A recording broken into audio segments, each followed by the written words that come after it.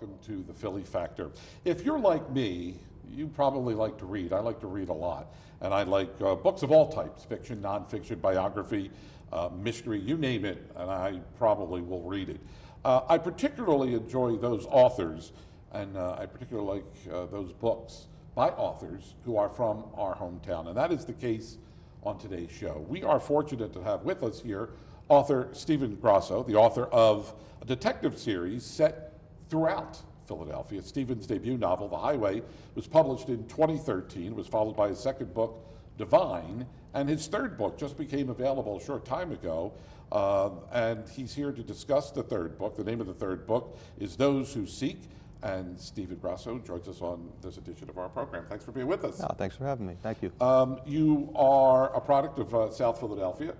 Much of your books, all three books, are set in the different varying neighborhoods of Philadelphia. So let me ask, I mean, what of all the things that you could write about, you decided to write about something very close to you, your hometown, Philadelphia, and set the character of Benny Steele in Philadelphia. So what gave you the spark? What was the idea, the genesis of Benny Steele and these books? So I guess Benny Steele sort of just came about.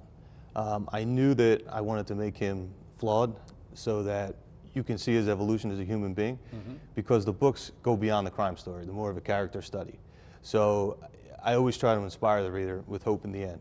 So if he was flawed, he has his issues. Sometimes he's pessimistic, sometimes he gets depressed. And I knew that if I could incorporate that into Benny Steele, I would be able to show his evolution throughout, not only the book, but throughout the series. So Benny is a Philadelphia detective, yes, right? So a lot of times when people write, they write about things that they're close to them. So I have to ask, were you a police officer? Were you a detective? Are you a detective? Somebody in your family? I mean, how did you decide that Benny was going to be put in the world of the police department? So no, I've never been a police officer. Nobody in my family has ever been. So a lot of that, the police procedural, comes from my own research. So yeah, I can spend hours at a time researching crime scenes and things like that. But I was interested in mystery novels. So when I was in my early 20s, I started to get really into reading, and I found the mystery genre, and I knew that I wanted to be in that genre. And for a hard-boiled detective series, the character often is dark, and he has dark moods, and then he evolves as a person to find that hope in the end. So that's what really inspired Benny to be in a crime novel. Is it easy to write then about a character like Benny in your hometown? Some people may say, some authors may say, they can't do it because they're too close to the action. They're too close, and and the fact, at least one or two of the books or all the books have South Philadelphia in it in some way, shape, or form. Maybe coming from South Philly makes it easier for you because you could really put, words to paper. All the nuances that are South Philadelphia or Philadelphia, generally speaking. Or is it more difficult to put a character like Benny in an environment that perhaps a little too well? No, I think it actually makes it easier. So the first book in the series, The Highway, was set in Old City. The second book was set in Rittenhouse Square, and then obviously this book is set in South Philadelphia. So I mean, Philadelphia is not becoming city. U.S. News and World Report, I believe, ranked it the second best city to visit in America. So what readers come up to me all the time and they say, hey, I haven't visited Philly in 3-4 years, but I feel like I'm in the setting. So whether the detectives are at the Liberty Bell or Pat's and Gino's, wherever, each neighborhood and section of the city I try to bring to life and be really descriptive. And I get positive feedback from that because I feel that if you're from the area, you're from the setting, you can make it authentic and genuine. Give our viewers at home an idea how, let's say there's a scene that you write about in the book at the Liberty Bell. How do you take what you see visually about the Liberty Bell and put it into a book to make, like you said, some of those readers say they really feel like they're there. I mean, it's one thing to have a picture of your character at the Liberty Bell, but now you have to put that image into print. You have to describe everything that Benny might be seeing. So how do you do that? Do you go to the Liberty Bell and just make a mental snapshot of what's going on at the Liberty Bell Pavilion, or you just conjure this all up in your mind? No, so I would go to the Liberty Bell and actually sit, listen to the sounds, look at the activity going on. So I've always been interested in people and interactions. Even as a kid, I used to, just study social interactions, and I would analyze it and think about it in my head, and I'm pretty introspective. And I feel that if I go to the scene, I'm on site and location, I could kind of get the sights, the sounds, the colors, and just bring it all to life. So let's talk a little bit about your upbringing in South Philly. So were you always an avid reader from a young age? So when I was a kid, I used to read the Goosebumps series. Yeah, That's sure. sort of is what got me in the writing. Got me in the reading. And I also used to write short stories as a kid. I would just go in my room and write for a little bit, and they were in the mystery genre, so maybe it was a little foreshadowing. But then I got back into reading in my 20s. So the book that really sparked it was Angela's Ashes. I really got into that book, and then until I found the mystery genre. Yeah. So let's talk about maybe some of the books that have shaped you. And you did mention, Angela's Ashes, and some of the authors then that have, because there are those authors that, if you're writing mystery novels, there are going to be authors there that have an influence on you. If if you like biographies, there are authors that do nothing but biographies and have an influence on a writer. So who are some of the writers in contemporary literature today that have influenced you? So my favorite writer is Dennis Lehane. He's written Mystic River, Shutter Island, Gone Baby Gone. He's a Boston-based writer, and when I read his novels in my 20s, they're mostly set in South Boston. So it was so similar to South Philadelphia that I said to myself, if I start writing mystery novels, I want to have that realism, because his characters are about everyday people. They're not, some crime novels like James Patterson are kind of over the top, but he's a great writer, James Patterson, but I wanted to bring it more that neighborhood feel. So I think Dennis Lehane, actually met him this past summer, and we shared words, and he encouraged me in writing, which was like a big moment for me. And Michael Connolly, great writer. He's written the Harry Bosch series. There's actually a show on Amazon called Bosch.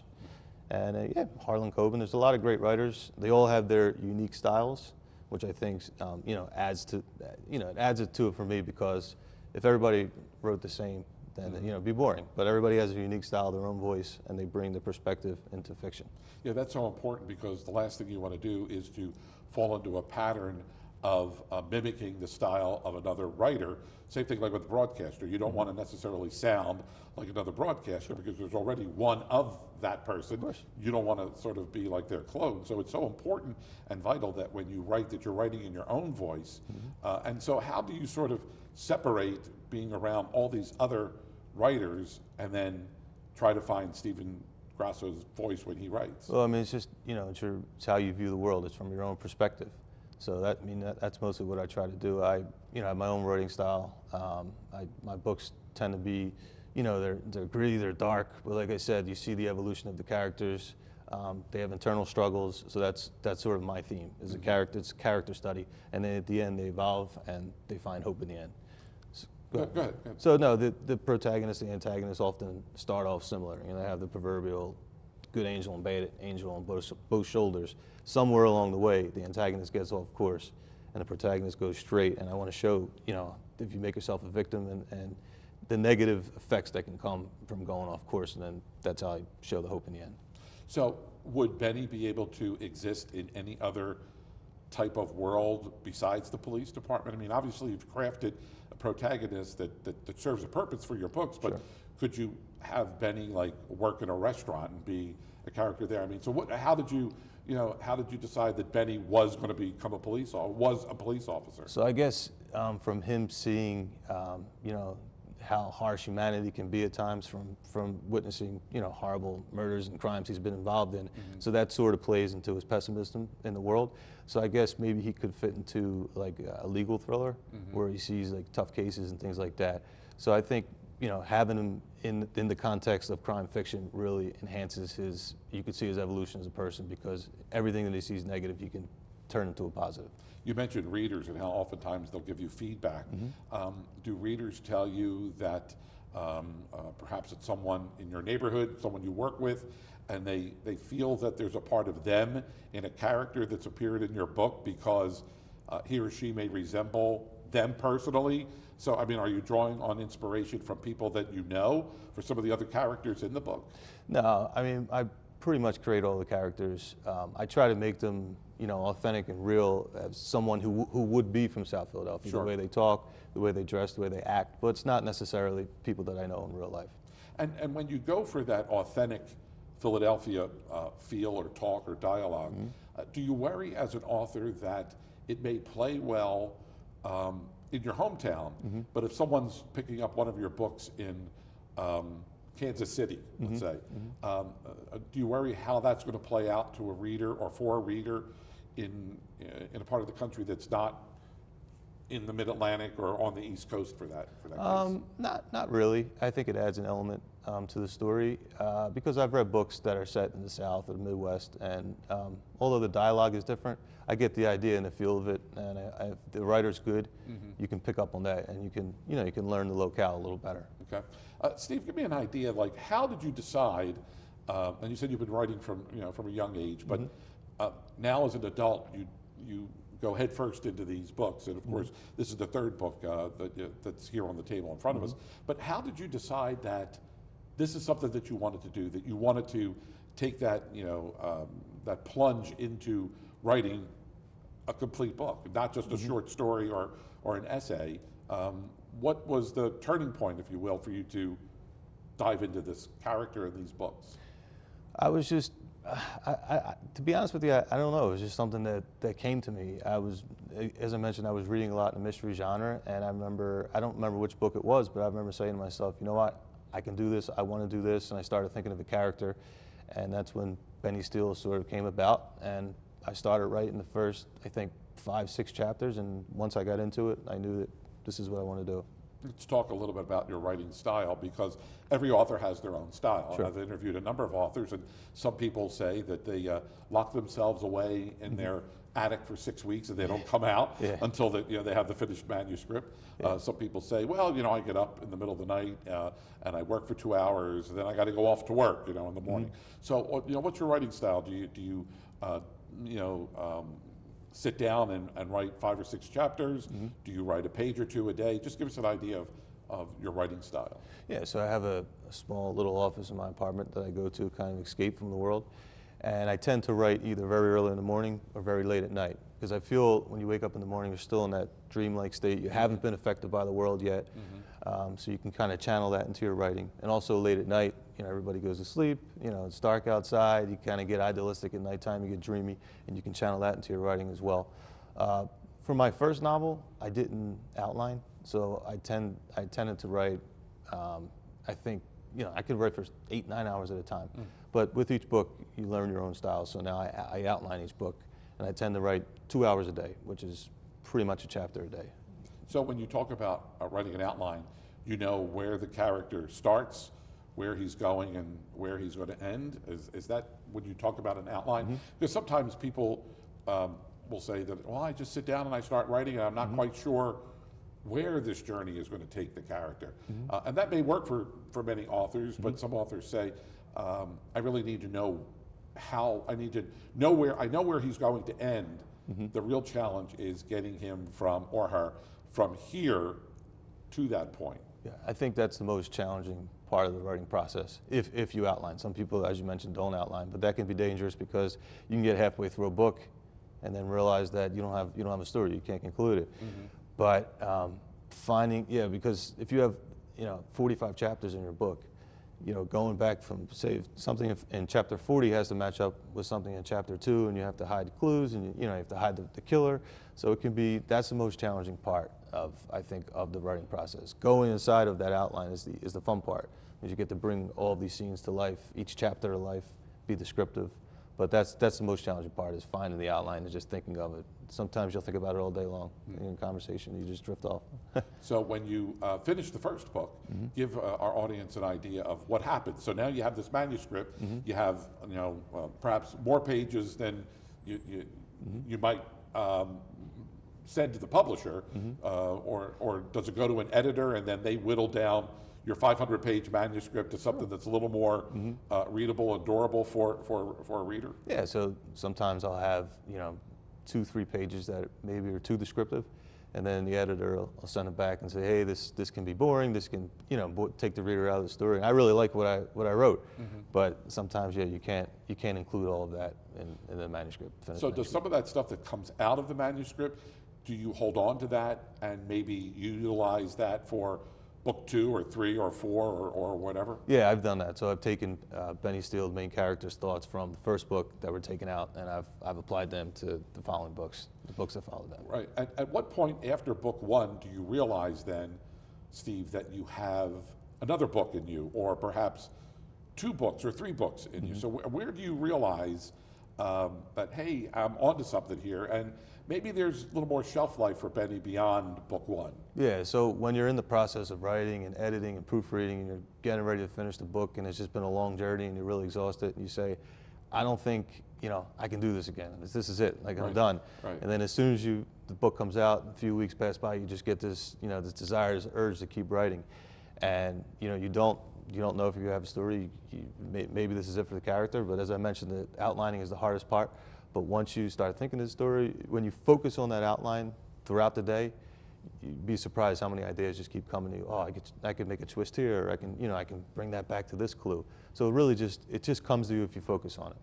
Do you make mental notes of things just on a daily basis? You meet someone and say, gee, or in a conversation with friends, maybe at a bar watching a game, and someone says something or something happens, and you make a mental note of that might make for an interesting twist or a plot in a subsequent chapter of a book that you might be working on. Yeah, I do that all the time. So Really? on my iPhone. Must make you a very popular person to go out with. Yeah, right. On the notes app. Right. If I'm anywhere, if I'm on the subway, just taking a ride to Center City, and I hear something or I see something, I take it out really quick and I make a quick note of it, and then I'll just turn it into my own character in his own unique way. For the audience, once that manuscript is done, once you're done with what you think is the perfect book, it goes to an editor, and then he or she is going to go through it and sort of fine-tune it, making sure that everything is in place and there's the logical thread of consciousness throughout the entire book. And then it goes to the publisher. How do you feel once it leaves your hands and it's now in the hands of someone else, like the publisher, who's going to print this thing and put it out there for people to buy? Yeah, I think you never really want to let go of your work, because then it's out of your control. As a writer, you want to control your work. And I heard a quote one time, I don't know if it was from Leonardo da Vinci said it, but he said, art is never finished, it's just abandoned.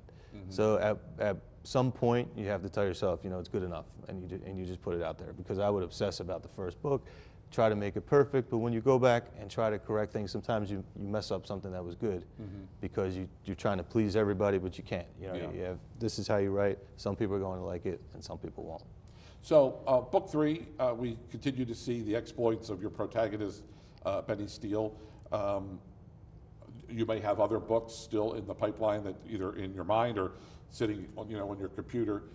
Might you want to try a different genre or a different type of writing, different characters, maybe leave Benny here for a little bit and go in a completely different direction? Yeah, I've thought about writing a standalone novel, Right. but I think that there are a few more books in Benny Steele. So I'm actually outlining the next one, and it's going to be set in University City. It's going to have that vibe. Yep. Are you going to conquer every neighborhood there is? I'm trying to. Yeah, I try to set each book in a different location. So yeah. And as the whole writing process comes together, and you talked about your first book and where we are now in 2018. What's the average? I know everybody's different, but from idea, from concept to actual publication, how long does it take from start to finish? Well, everybody's different, but for me, I'd say when I'm writing the rough draft, I tend to write a chapter a day. So if it's 45 chapters, that takes me 45 days.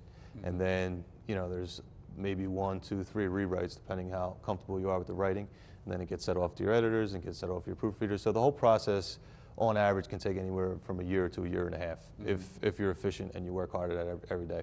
Have you ever had writer's block? Oh, all the time. Yeah, I get writer's block. Yeah, sometimes. So I'll leave it alone for a few days, maybe just go out, take a walk or something, and ideas will start coming back to me, and I'll start reading, and things just start, coming to you. Yeah.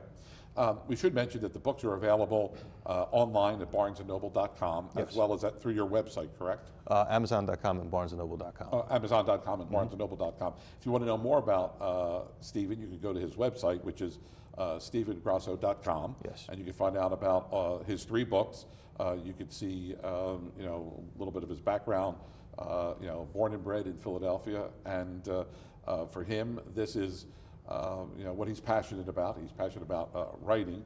And what is it that you hope, Steven, that people take away from your books? I mean, whether they're living in Duluth or, South Philadelphia or Delaware, I mean, what do you hope that they take away reading the exploits of Benny Steele? So I guess the most rewarding thing for me is when, first of all, sharing the human experience through art. So your perspective on the world, and for readers to come up to you and say, yeah, you know what, you really nailed it on that one scene. I associate with that. So if you make these characters genuine, and they're everyday people, so you can really feel the scenes, and they can see the evolution of these characters, and they can see a little bit of themselves in these characters. Sure. So if they just enjoy the story, maybe take something away from it, that's the most rewarding part for me. Yeah. We talk about people appreciating your work, and it's one thing to read a book and come away thoroughly enjoying it. And then there's, the exploits of this character who happens to be a police officer. Have you heard from police officers who've said you got it right? Now, with no experience whatsoever in law enforcement, here you are writing about a world that, look, there are critics no matter what you do, and wherever you go in life, people are going to say, hey, that was really, really good, I really enjoyed that, or you really didn't get it right, you didn't nail Benny's character the way you should have, this is really what he should have done. So, I mean, have you heard from police officers, people in law enforcement that said, you pretty much got it right? Yeah, I haven't heard anything saying that I got it right, but I also didn't hear, that I got it wrong. No news is good like news, I said, but yeah, no news is good news. Yeah. But, like you said, you can't please everybody in writing. If you do, then you tend to, you're really not yourself. Yeah. So I'm focused and I'm really descriptive. Some people like that, and some people don't. So you're always gonna, you're gonna please some people, and you're not going to please others. In your case, Steve, you have always loved writing, from a young age. There are some people that, they can't wait until they graduate high school, or they can't wait till they get out of college, because I won't have to write another dreaded term paper ever again. Yeah. And yet, even in this business, every day when I sit down to write a newscast, I'm writing a story, I'm crafting. So what type of advice can you give to people of all ages about the written word, just how important it is, and the art that it really is, whether you're writing a personal journal or you want to write a book? Why is it vital? Why is it so important for people to really appreciate writing? Yeah, because you can share, a little bit of yourself with the world, and from your own perspective. And the one thing that you have that's yours is your own voice. So you can, you can just learn. You can bring your own experiences into your writing, and someone can associate with that, and that's a good feeling. That's a good feeling. That little kid growing up at 10th and Wolf in South Philadelphia, did he ever envision that he would be writing books like this and have characters that have come to life and have influenced and impacted people who pick up your books and read your books? Yeah, I mean, I started writing short stories when I was a kid, but I never really envisioned that I would write novels. But I do believe if you have a passion, you should pursue it, and you can pursue it, and you just got to work hard toward the goal. Do you still have any of those early stories that you wrote in that row house in South Philadelphia? I do. I have do? a few locked away, Yeah. Have you ever gone back and revisited them? I've read them a few times. They would probably need some proofreading at this point. Might there be an idea or a spark there that could see the light of day as an adult now? Maybe. I'm going to go back and revisit them. I think one was like a Halloween story. Really? So maybe I'll go back and see what I can do with that. Yeah. Again, if you want more information, you can go to Steven's website, stevengrosso.com, amazon.com, barnesandnoble.com. You can purchase the books there. And whether you live in South Philadelphia or not, these books are well written, well crafted, and they tell it like it is. A true author who has captured the essence of these characters, and whether it's South Philadelphia, Rittenhouse Square, or maybe in the next book, University City. Is there, any exploits that might take Benny and his cast of characters maybe to the Jersey Shore, or is he not likely to go to the Jersey Shore, Benny? There was actually a scene in Atlantic City in one of the casinos. So going forward, the focus is on University City, but you never know. Maybe they can go to New York. Maybe they can go to Jersey in the following book. When you do research, like for the scene that you're writing for Atlantic City, so do you go to one of the casinos in Atlantic City and again just sit there and absorb the ambiance, the room, the characters, and make those mental notes, or take out the phone and jot down a few things that are going to help you when you put Benny in that scene in the book? Sure. If I've been somewhere multiple times, then I don't necessarily have to go on location. I can just go on Google, look at some images, and kind of refreshes my mind. Sure. But if I haven't been there before, then I'll go on site. All right. Yeah. Well, the newest book that is just out is Those Who Seek. It is now available, Amazon.com, BarnesandNoble.com.